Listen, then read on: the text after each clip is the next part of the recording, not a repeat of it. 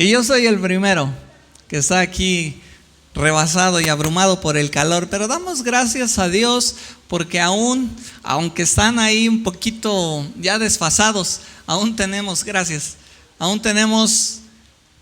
día, noche, frío, calor, lluvias. Que no perdamos de vista que las lluvias cada vez son más escasas y el agua está empezando a escasear. Tenemos que ser responsables como hijos de Dios, pero gracias a Dios que todavía podemos disfrutar de todas estas bendiciones. ¿Cuántos dicen gloria al Señor? ¿Cuántos disfrutan un día frío para envolverse ahí en sus cobijas? Pues bueno, aprendamos a disfrutar de todo lo que el Señor nos da, y el calor que no sea la excepción. Amén. Que no estemos ahí todos de malas por el calor, sino que aprendamos a dar gracias al Señor. Ya se ha comentado muchas veces aquí que la clave para no tener una vida pues digamos de tristeza, depresión, es la gratitud. Es la gratitud, porque si bien hay cosas que nos hacen falta, hay carencias, hay muchas por las que podemos agradecer. Que si a pesar de que hemos pasado momentos difíciles en nuestro día a día, en nuestra familia, todavía hay cosas por las cuales agradecer. Concentrémonos en las cosas por las cuales tenemos que agradecer. Amén. Vamos a orar, hermanos, en esta mañana, tarde, y vamos a permitir que el Señor nos hable conforme a su voluntad. Amén. Oremos. Señor, te damos gracias por la oportunidad que nos das, oportunidad, Señor, irrepetible de estudiar tu palabra y de estar junto a nuestros hermanos para poder exaltar tu bendito nombre. Gracias, mi Dios, por lo que nos has dado, por lo que nos has concedido, pero sobre todo, Señor, por la oportunidad grande en este momento de estudiar tu palabra, de poder adorarte, de poder acercarnos, Señor, en la comunión con la iglesia, siendo enseñados, Señor, por tu palabra, siendo enseñados, Señor, a través de tu Espíritu Santo. Hoy, ayúdanos a tener un corazón receptivo, que toda distracción, Señor, podamos eliminarla. Podamos, Señor, concentrarnos y enfocarnos en tu palabra. En el nombre de Cristo Jesús te damos gracias. Amén. Mientras oraba, me acordaba que hay quienes, escuchando una alabanza, escuchaba que reprendían a un espíritu de distracción que pudiera obstaculizar por ahí la esencia de aquel evento, y me detenía un poquito y me acordaba de eso, porque qué espíritu de distracción y qué nada, la desvelada que usted se ha puesto, que a veces no nos deja concentrarnos. Hay mucha gente que le gusta pelear con todo, por todo y por cualquier cosa, hasta porque la mosca pasó, el diablo la mandó para distraerlo.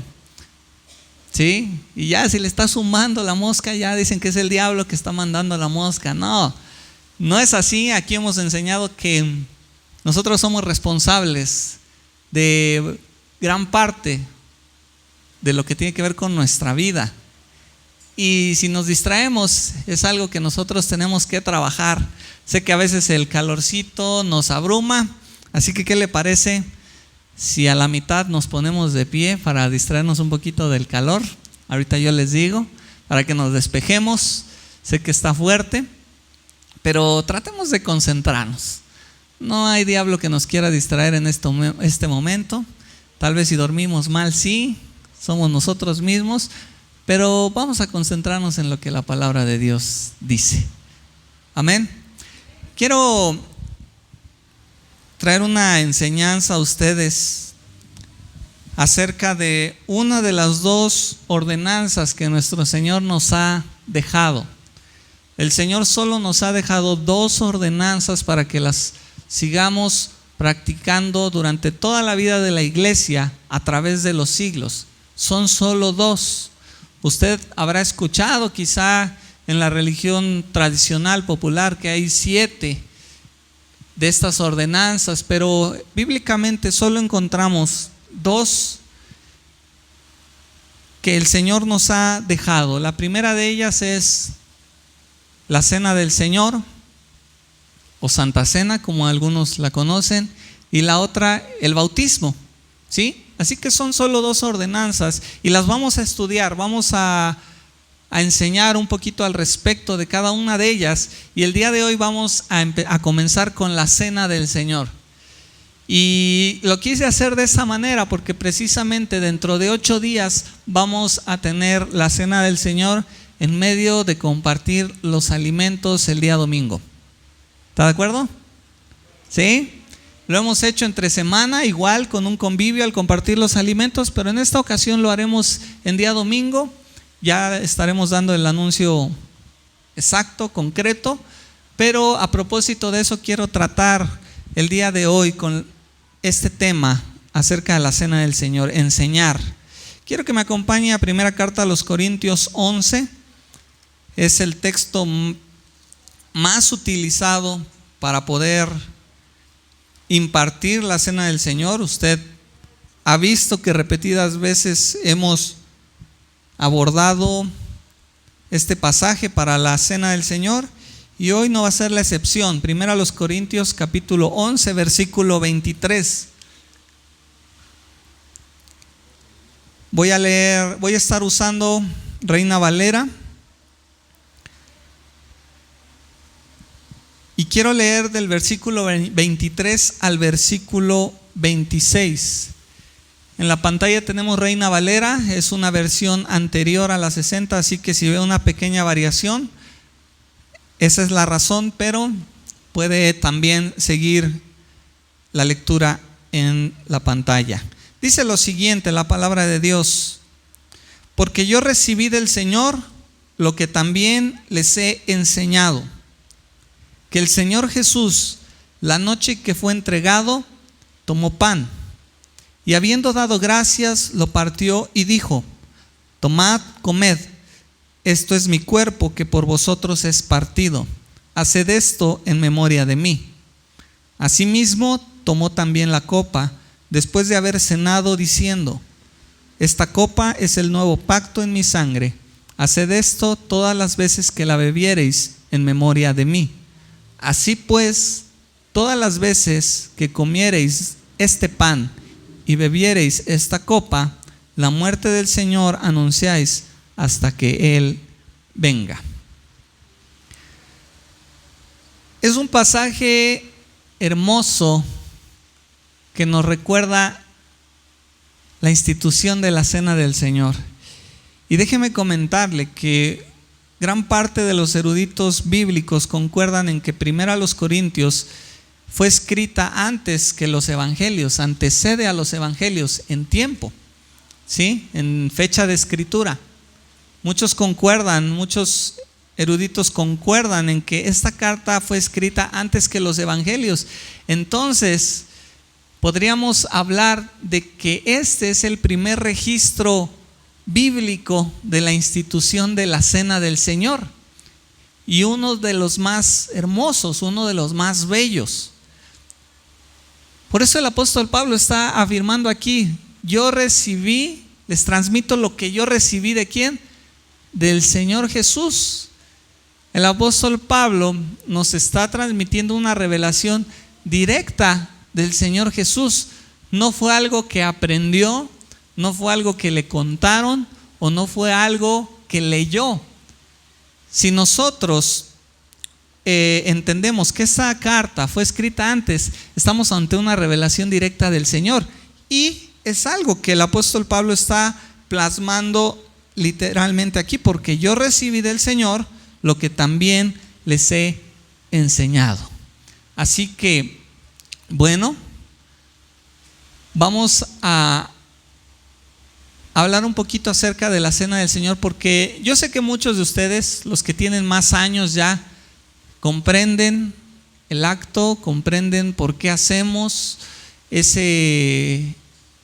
por qué tomamos ese momento partimos el pan, participamos del pan, participamos de este jugo de uva, que es pues nuestra adaptación cultural del vino que se utilizó originalmente.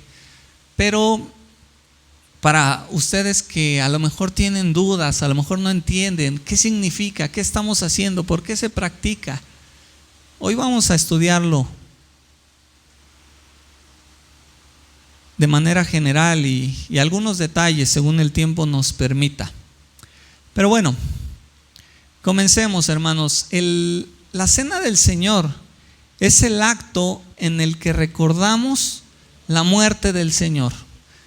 Es una definición sencilla, muy fácil, que usted puede incluso memorizar para que pueda comprender de qué se trata la cena del Señor. Es un acto en el cual recordamos la muerte del Señor, y eso lo acabamos de leer ahorita precisamente en 1 Corintios 11, el versículo 24. Si usted lo puede leer en su última parte, dice: hagan esto en memoria de mí. Haced esto en memoria de mí. Es un acto conmemorativo, es un acto en el cual nosotros recordamos la muerte de nuestro Señor Jesucristo. ¿Sí? Es algo sencillo de recordar, es algo fácil de entender, y de manera que cada que nosotros vayamos a participar de la cena podemos entender que lo único que estamos haciendo es recordar la obra de nuestro Señor en la cruz. También debemos saber que fue instituida por el Señor. ¿Por qué lo practicamos? Porque fue instituida por el Señor. ¿Por qué nosotros sí tenemos ese tiempo apartado solemne para participar de la cena del Señor? Porque fue instituida y fue algo que nuestro Señor dejó ordenado para la iglesia a través de los siglos. ¿Sí? Siendo algo que el Señor instituyó, es algo que debemos de hacer. ¿Usted está de acuerdo en eso? Es algo que tenemos que obedecer. Hay veces que, poniendo otros ejemplos, me han llegado a decir pues llevar a cabo otro tipo de ceremonias. Pastor, es que pues yo quiero tener este tipo de ceremonia, 15 años por ejemplo, y aunque yo sé que no hay nada de malo en celebrar 15 años, yo no oficio ceremonias de 15 años porque no es una ordenanza. ¿Sí? Porque no es una ordenanza, porque no es algo que el Señor nos haya mandado, porque no es algo que el Señor nos haya dejado. Yo les he dicho a los hermanos: celebre sus 15 años y hacemos una oración de gratitud por el Señor, pero una ceremonia de 15 años no la voy a oficiar porque no es bíblico, porque no la tenemos. Ay, pastor, usted es muy exigente. Usted sabe que lo que yo he querido hacer es siempre apegarnos a lo que la Escritura nos dice. Y hay otras muchas prácticas que la iglesia cristiana ha hecho a través de los siglos que no son necesariamente bíblicas, que tampoco son malas. Si se practican no pasa nada, pero en Buena Tierra hemos preferido mantener esa línea de lo estrictamente bíblico, y usted lo sabe. ¿Sí? ¿Por qué no he presentado a bebés? ¿Por qué no he presentado a mi bebé?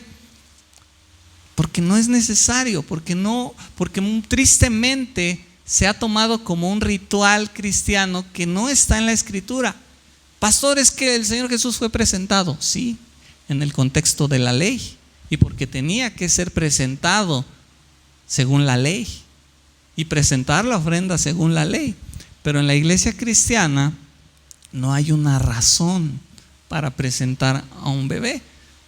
Por eso no he presentado a mi bebé. ¿Sí? Pero le doy estos ejemplos solo para que usted entienda que la cena del Señor es algo que practicamos porque es una ordenanza de nuestro Señor Jesucristo. ¿Sí? Ya hablaremos de los ejemplos que le puse en otra ocasión 15 años, presentaciones, todo eso. Podríamos hablar más a fondo. Al momento solo lo mencioné como un ejemplo de por qué no lo hacemos, pero por qué la cena del Señor sí lo hacemos. Fue instituida por el Señor. Lo acabamos de leer y en los evangelios encontramos también Lucas 22, por ejemplo. Lucas 22, versículo 19, dice lo siguiente: y tomó el pan y dio gracias y lo partió y les dio diciendo: este es mi cuerpo que por ustedes es dado, hagan esto en memoria de mí. Es una instrucción del Señor: hagan esto en memoria de mí. Y es claramente, hermanos, una institución del Señor. El Señor lo instituyó, el Señor lo ordenó, porque es claro que los discípulos ni siquiera estaban entendiendo el momento, ni siquiera estaban entendiendo por qué el Señor hablaba de que era su cuerpo, ni siquiera estaban entendiendo por qué el Señor hablaba de un nuevo pacto. Si analizamos, ellos no lo entendían, de manera que es una instrucción que fue dejada, que comenzó con ellos, pero que fue dejada para la iglesia.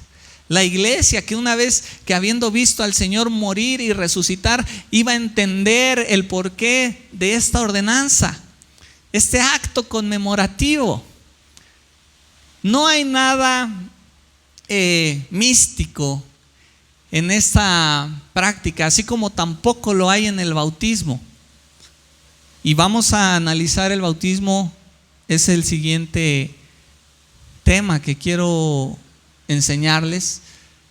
No, así como no hay nada místico en el bautismo que no te limpia de tus pecados, ni mucho menos, la cena del Señor tampoco. Es un acto conmemorativo, es un acto en el que recordamos únicamente la muerte del Señor. Y fue instituida, hermanos, en el contexto de una fiesta judía. La fiesta, podríamos decir, más importante del pueblo judío, del pueblo de Israel. ¿De qué fiesta estamos hablando?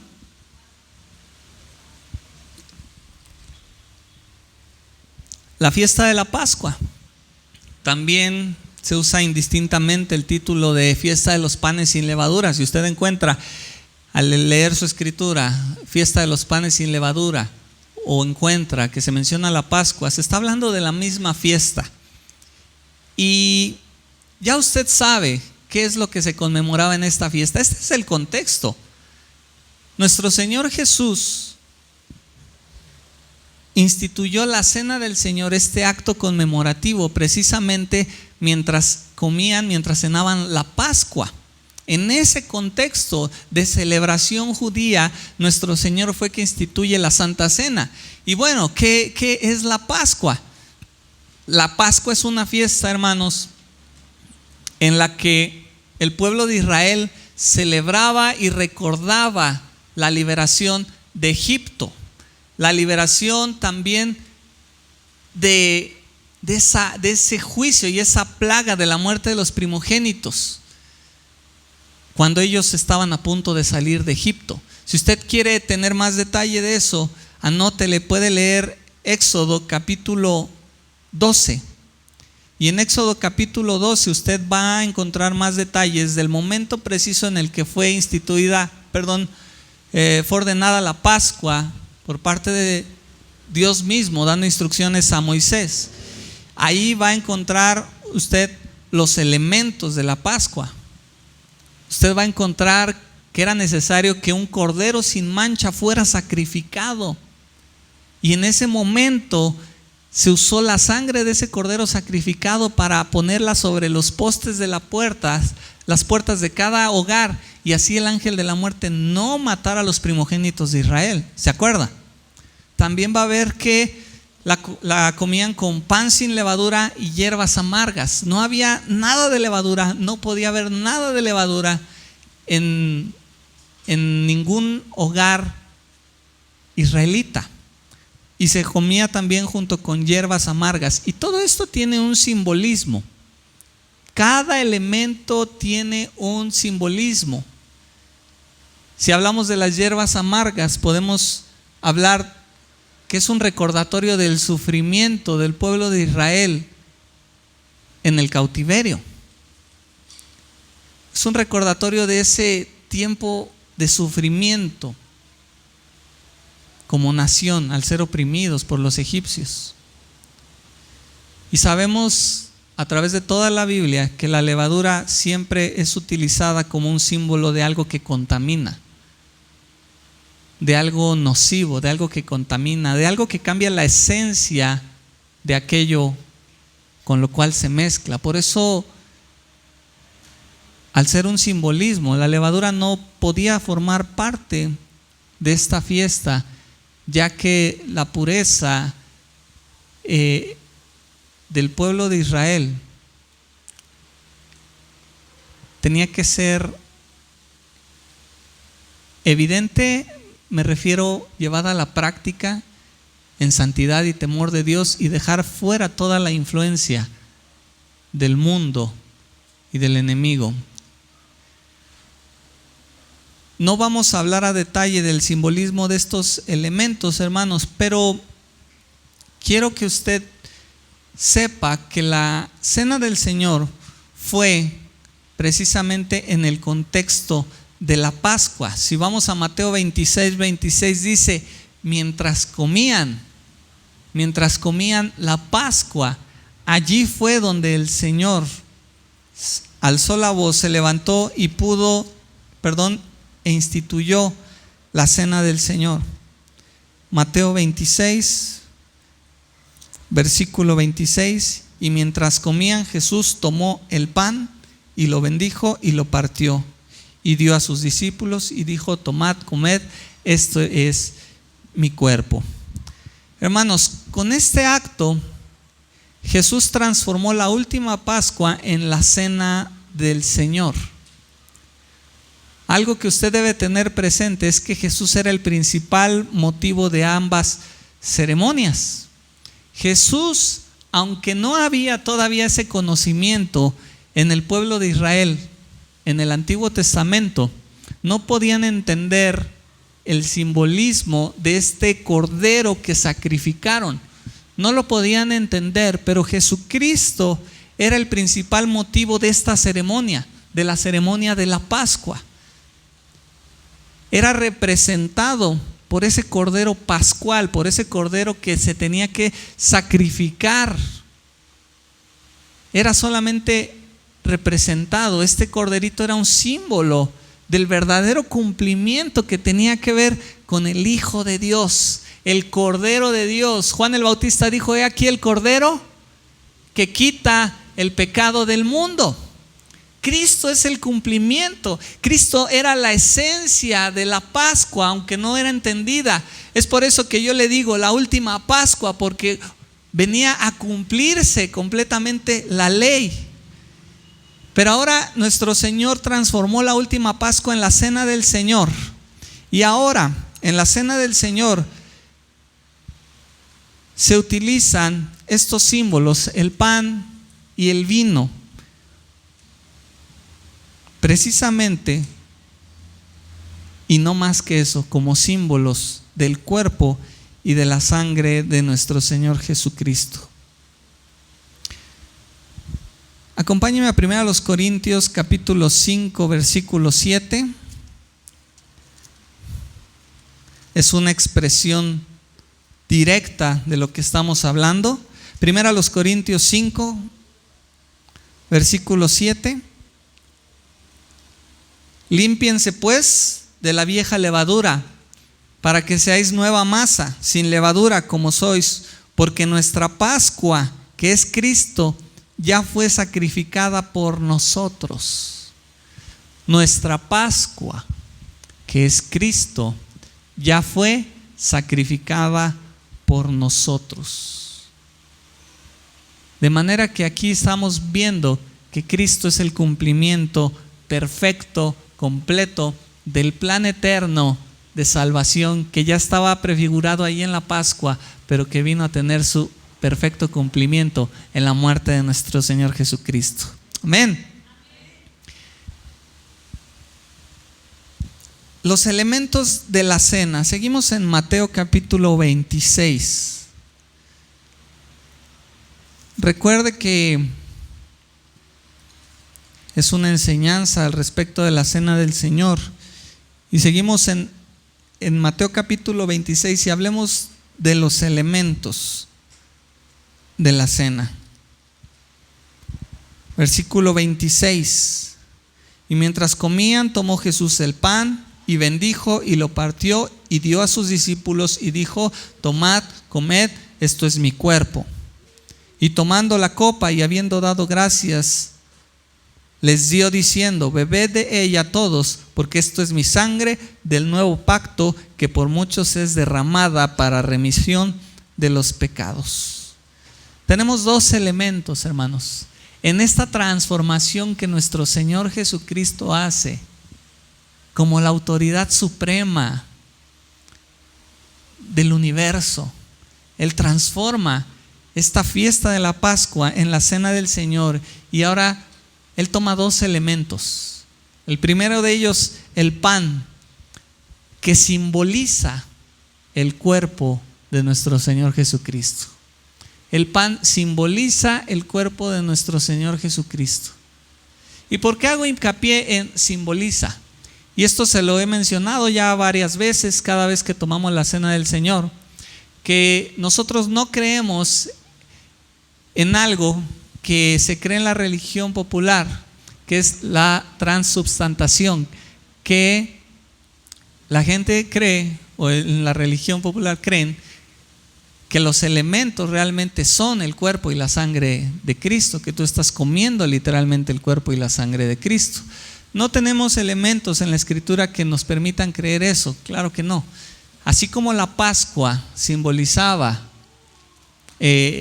la verdad de las cosas, la cena del Señor y los elementos de la cena también simbolizan únicamente el cuerpo y la sangre de nuestro Señor Jesucristo. Esta copa de vino representa la sangre de Cristo. Hermano, pero lo hacemos con jugo de uva. Bueno, culturalmente aquí lo hacemos con jugo de uva. Pero originalmente el elemento, el vino que se utilizaba, representa la sangre de Cristo. Entonces, hermanos, tengamos presente que cada vez que nosotros participamos, estamos siendo partícipes simbólicamente del sacrificio de Cristo. ¿En qué sentido? Creemos en el sacrificio de Cristo. Simbólicamente nosotros estamos participando y diciendo: Señor, creo en tu sacrificio. Señor, creo que tu cuerpo que fue inmolado fue sacrificado por mis pecados. Creo, Señor, que tu sangre fue derramada para limpiar mis pecados. Simbólicamente nosotros estamos recordando y estamos afirmando que nosotros pertenecemos al Señor. Amén.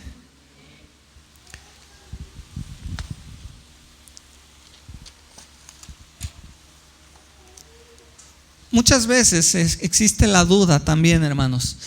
¿Quiénes pueden participar de la cena del Señor?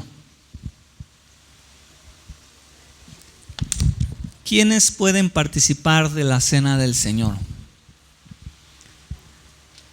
Tradicionalmente, muchas iglesias tienen la regla, y usted se la he mencionado también, que solo los bautizados pueden participar de la cena del Señor. Y esto tiene una sana motivación, una buena motivación, y es precisamente que solo la gente que comprende el acto que está realizando, que ha demostrado ha hecho esa declaración de fe respaldada de un fruto de arrepentimiento, participe de la cena del Señor, porque ahorita lo vamos a ver, hay una advertencia más adelante. Y esta regla nace precisamente de esta motivación sana de cuidar de que la gente que realmente entienda el acto participe de la cena del Señor. Ahora, la Biblia no nos dice que solo los bautizados pueden participar de ella, pero sí es clara cuando nos dice que ese círculo íntimo del Señor Jesucristo fueron quienes participaron de la cena del Señor. Ese círculo íntimo de discípulos, de gente que estaba cercana a Él, son los que participaron de la cena del Señor. ¿La impartió con los 4,000, 5,000 que les dio de los panes y los peces? ¿Allí impartió la cena del Señor? Porque había mucha gente que no entendía y nada más seguía al Señor por lo que les daba, ¿sí o no? Bueno, tampoco con los 500 que se mencionan después de que Él resucitó. No, Él impartió la cena con el círculo íntimo. Y es que podemos decir que solo los consagrados al Señor pueden participar de la cena del Señor. Escuche bien lo que digo, los consagrados al Señor pueden participar de la cena del Señor. Bíblicamente es lo que podemos afirmar. Ahora, fíjese que no dije los perfectos, ¿sí? Solo los perfectos pueden participar de la cena del Señor. Y vamos a ver por qué. Primero a los Corintios 10. Primero a los Corintios, capítulo 10.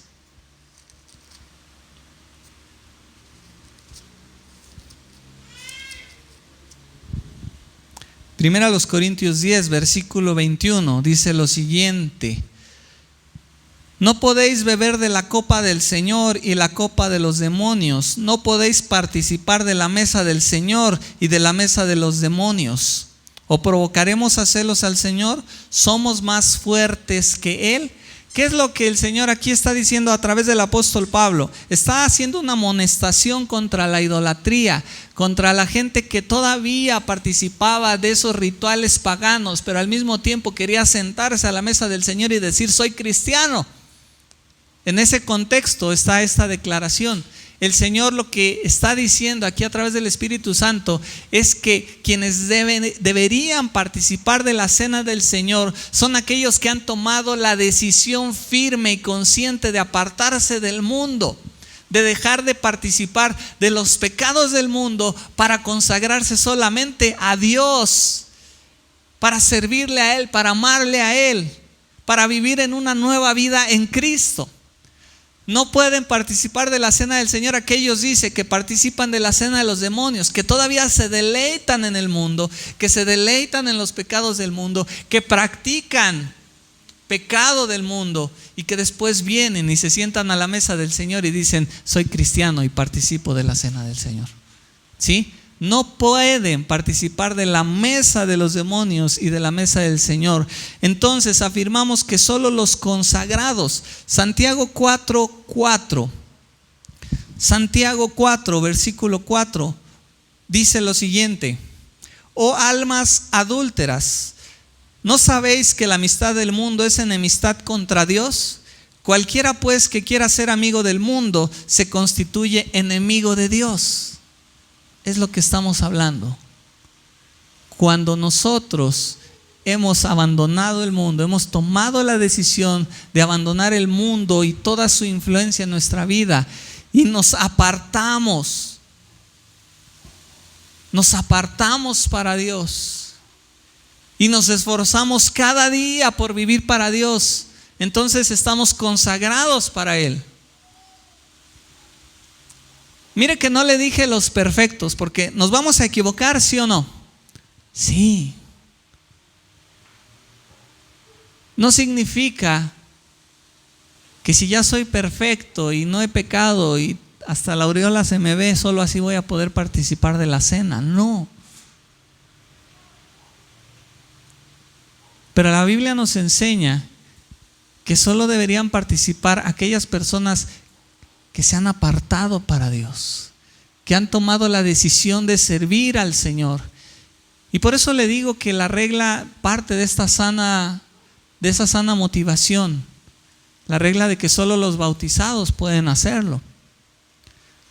No la tenemos en nuestra congregación, pero es importante que entendamos que quienes han tomado la decisión firme de seguir a Cristo y están viviendo cada día por agradar al Señor, son aquellas personas que pueden participar de la cena del Señor.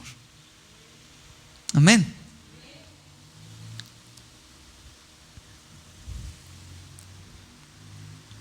pastor, ¿un niño puede participar de la cena del Señor? Yo me acuerdo que yo me esperaba cuando terminaba el culto de la cena del Señor. Y en casa de una de mis tías aquí presente, que abrió las puertas de su casa para comenzar esa iglesia que sigue en pie, gracias a Dios, y siguen predicando al Señor. Yo me acuerdo que me esperaba, y al último ahí iba yo por la puerta trasera para comerme lo que sobró de la cena del Señor, porque me gustaba un montón la galletita y me gustaba un montón el jugo de uva. Solo se lo cuento como una anécdota. Ahí estaba yo siempre, yo era fiel ahí para las obras. Pero pastor, ¿los niños pueden participar de la cena del Señor? Dejen a los niños venir a mí, porque de los tales es el reino de los cielos. ¿Sí? Dijo el Señor. Así que no tenemos una restricción bíblica para no hacerlo, pero respetamos a quienes tienen reglas para la participación de la cena del Señor. Eso nace de una buena motivación, de una sana motivación por el bien de la congregación. Amén. Bueno, de ahí, hermanos, que hay un llamado a la autorreflexión, y estamos por terminar. De ahí que hay un llamado a la autorreflexión. Primero a los Corintios, capítulo 11, nos llama a la autorreflexión. Versículo 28 en adelante dice lo siguiente, del 27, perdón. De manera que cualquiera que comiere este pan o bebiere esta copa del Señor indignamente, será culpado del cuerpo y de la sangre del Señor. Por tanto, pruébese cada uno a sí mismo y coma así del pan y beba de la copa. Porque el que come y bebe indignamente, sin discernir el cuerpo del Señor, juicio come y bebe para sí. Por lo cual hay muchos enfermos y debilitados entre ustedes, y muchos duermen. Si pues nos examinásemos a nosotros mismos, no seríamos juzgados, mas siendo juzgados, somos castigados por el Señor, para que no seamos condenados con el mundo. Hay un llamado, hermanos, a la autorreflexión para participar de la cena del Señor. Hay una advertencia clara de no participar de la cena del Señor con un corazón no arrepentido, con un corazón aferrado al pecado. ¿Por qué? Porque es una contradicción, hermanos. Tú no puedes sentarte a la mesa del Señor anunciando que crees en el Señor, que vives para el Señor, que recuerdas y honras su muerte. No puedes hacerlo. No puedes hacerlo y al mismo tiempo seguir viviendo en pecado. Es una total contradicción. ¿Sí? ¿Sí lo vemos? Es por eso que hay un fuerte llamado. ¿Por qué? Por causa del testimonio, por causa del evangelio, hermanos. No podemos venir y decir que somos cristianos y la gente allá afuera nos vea siendo iguales o peores que la gente del mundo. El Señor es celoso. El Señor lo ha dado todo, ha dado a su Hijo Jesucristo y ha dejado a la iglesia para mostrar en ella su amor, su misericordia, su santidad. De manera que la hipocresía no tiene lugar y por eso es condenada. Porque alguien no puede venir y decir y sentarse a la mesa del Señor. Y eso no tiene que ver solo con la mesa del Señor, es un acto solemne, es un acto que tiene este peso, pero esto tiene que ver con la vida diaria también. No podemos venir y presentarnos aquí diciendo que somos cristianos y allá afuera vivir como si no lo fuéramos. Es por eso que el Señor lanza esta advertencia contra la hipocresía. Dice, juicio come y bebe para sí, porque es una contradicción, porque trata con ligereza el sacrificio de Cristo. Porque al tomar la cena del Señor decimos, Señor, creo en ti, pero con nuestra vida le negamos. Y entonces la gente dice, para vivir como Él, mejor me quedo como estoy. ¿Cuántos han escuchado eso? Y es triste. Y el Señor es celoso, y entonces el Señor trae juicio sobre la hipocresía. Pero algo que quiero que usted vea es, dice, pruébese cada uno a sí mismo y participe. No dice, eres un pecador, vienes en pecado, no participes, vete, es más, ni vengas. El día de la cena del Señor ni te aparezcas. ¿Así dice? No, nos dice, pruébese cada uno a sí mismo y entonces participe, cerrando la puerta a la hipocresía y abriendo la puerta a un espíritu humilde. Amén. Humilde. Participar indignamente sin entender el acto, sin discernir el cuerpo de Cristo. La iglesia es el cuerpo de Cristo. También podemos hablar de la iglesia como cuerpo de Cristo. Aquel que participa, pero no puede ver ni en pintura a su hermano de la congregación. Es una contradicción. ¿Sí? Somos el cuerpo de Cristo. El amor es la muestra de lo que realmente Cristo ha hecho en nuestra vida. Pero si tú no puedes ver ni en pintura a tu hermano, ¿cómo vas a participar de la cena del Señor? ¿Cómo dices que eres cristiano? Yo se los he dicho, un cristiano sin iglesia es una contradicción. No existe, no se puede. Que yo llevo mi vida, lloro y leo en mi casa. ¿Cuántas veces me han dicho eso? Lloro y leo en mi casa. No existe un cristiano sin iglesia. Para que sean uno como tú y yo, Padre, somos uno, para que el mundo crea que tú me enviaste. Es en la comunión de la iglesia donde se manifiesta la gloria del Señor en sus hijos, no dejando de congregarse como algunos tienen por costumbre.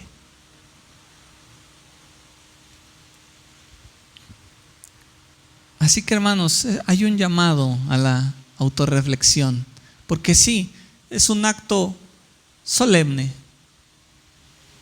No hay misticismo, nada pasa. Tomar la cena del Señor no te limpia tus pecados, no. Pero el Señor nos advierte contra la hipocresía. Es un acto conmemorativo únicamente, pero que nos llama a reflexionar si verdaderamente estamos o no caminando con el Señor. Amén. Y por último, hermanos, acompáñame a Éxodo capítulo 12. Recuerda que estamos hablando también que fue en el contexto de la Pascua. Yo le pregunto, ¿cómo participaban de ella?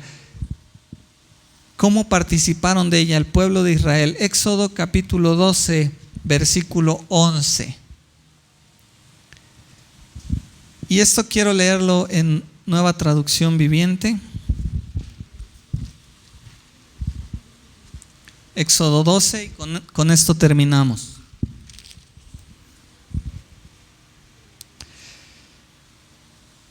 Dice lo siguiente: estas son las instrucciones para cuando coman esa comida. Estén totalmente vestidos, lleven puestas las sandalias y tengan su bastón en la mano. Coman deprisa, porque es la Pascua del Señor. Hermanos, cuando fue instituida la Pascua, originalmente la instrucción fue: cómanla, pero tengan el bastón en la mano, tengan las sandalias puestas, estén totalmente vestidos, porque están a punto de salir. El pueblo de Israel tenía que comer la Pascua listos para partir de la esclavitud, listos para salir de Egipto, porque el juicio de Dios se estaba derramando sobre la nación, sobre el imperio egipcio. Nosotros también, hermanos, de la misma manera, debemos participar de la cena del Señor. Y no solo eso, debemos de vivir cada día de nuestra vida como el pueblo de Israel en ese momento, listos para salir, listos para cuando llegue ese momento de la final trompeta, porque el Señor mismo, con voz de arcángel, con voz de mando y con trompeta de Dios, descenderá del cielo, y los muertos en Cristo resucitarán primero. Luego nosotros, los que estemos vivos, los que hayamos quedado hasta la venida del Señor, seremos arrebatados juntamente con ellos para recibir al Señor en el aire. Nosotros también estamos para salir en cualquier momento, hermanos. Nosotros también, en cualquier momento, el Señor puede venir por su amada iglesia. Es por eso que así como la Pascua se tomó con el bordón, el bastón en la mano y las sandalias puestas, tú y yo debemos estar vestidos, preparados, apartados, consagrados para el Señor cada día de nuestra vida. Y por eso la cena del Señor es un recordatorio para que tú continuamente recuerdes la muerte del Señor y que tienes que estar listo, tienes que estar preparado. Pero aunque no haya cena del Señor, tú tienes que estar listo para salir, porque la trompeta sonará y si tú no estás listo, no vas a salir. Debemos de estar listos, espiritualmente consagrados al Señor, buscando al Señor de día y de noche, llevando a sus pies cualquier indicio de pecado que se presente en nuestra vida y humillándonos al Señor para que el pecado no se enseñoree de nosotros. Listos para salir, listos para salir. Así que, hermanos, de manera general hemos hablado un poquito acerca de la cena del Señor. Y quiero que les quede esto en su corazón, en su mente. Es un acto en el cual recordamos la muerte de nuestro Señor. Pero también es un acto en el que nos recuerda que debemos de estar listos para la venida de nuestro Señor. Porque dice: así pues, todas las veces que comiereis este pan, y bebiereis de esta copa, la muerte del Señor anuncias. ¿Hasta cuándo? Hasta que Él venga. 1 Corintios 11:26. La muerte del Señor anunciáis hasta que Él venga. Recordamos su muerte, pero también recordamos que Él viene. Amén. Y si Él viene, también recordamos que debemos de estar listos para partir. Póngase de pie, hermano. Vamos a dar gracias a Dios porque nos permitió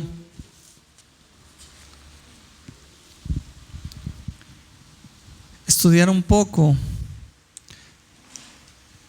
de por qué la iglesia cristiana practica la cena del Señor o la Santa Cena, como algunos la conocen. La comunión también es otro nombre con el cual se le conoce. Dentro de 8 días vamos a participar de ella y quiero que piense en lo que hoy estudiamos, en lo que hoy el Señor en su palabra nos recuerda, y vamos a darle gracias al Señor en esta mañana. ¿Qué le parece? Agradezcamos al Señor por su obra en la cruz. Ese es el punto aquí. ¿Por qué no cierras tus ojos, hermanos?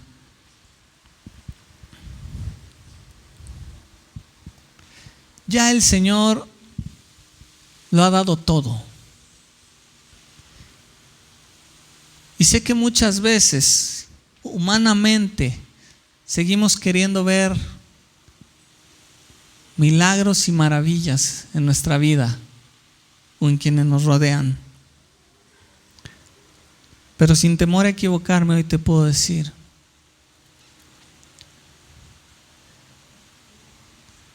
ya el Señor lo ha dado todo. Lo más grande, lo más valioso. ¿Qué más le podemos exigir al Señor? ¿Qué más le podemos pedir al Señor?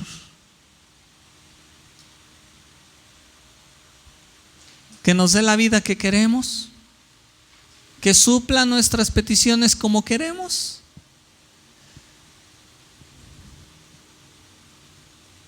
Que el Señor nos perdone porque a veces exigimos y decimos que el Señor, o pensamos que el Señor no está con nosotros. Pero el Señor ha dado lo más valioso.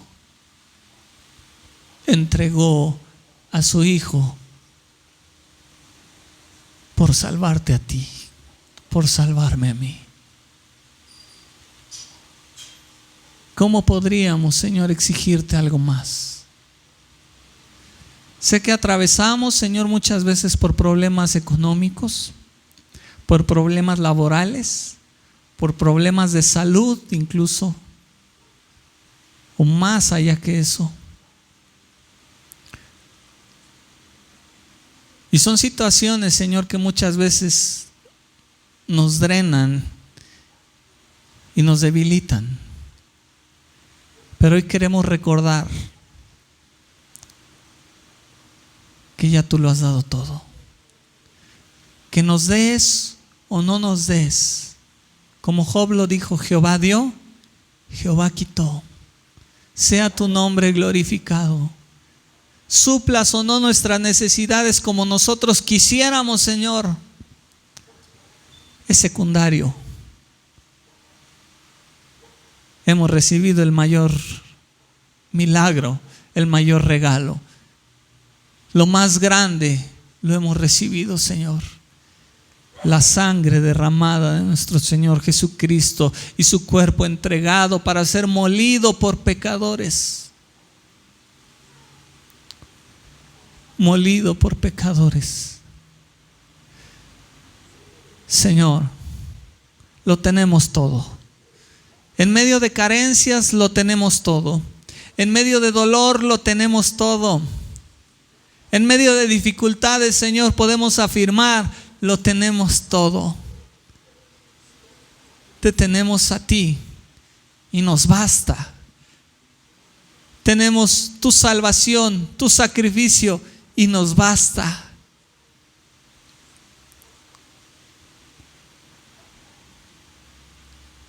Y la esperanza, Señor, que llena nuestro corazón cada mañana de que un día estaremos siempre contigo, siempre contigo.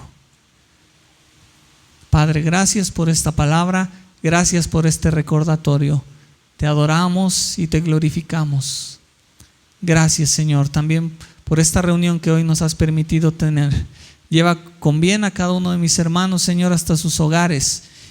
Prospérales según tu voluntad, Señor, en esta semana y suple nuestras necesidades conforme a tu voluntad, Señor. Con humildad te lo pedimos. No somos quienes para exigir nada. Con humildad recibimos, Señor, lo que tú tienes para nosotros en esta semana y te damos gracias por ello. Te damos gracias porque siempre tienes cuidado de nosotros. Pero las palabras no nos alcanzan para agradecerte por el sacrificio que hiciste por nosotros. Así que, Señor, despídenos con tu bendición en esta tarde, en el nombre de Cristo Jesús. Amén. Amén. Que el Señor les bendiga, hermanos.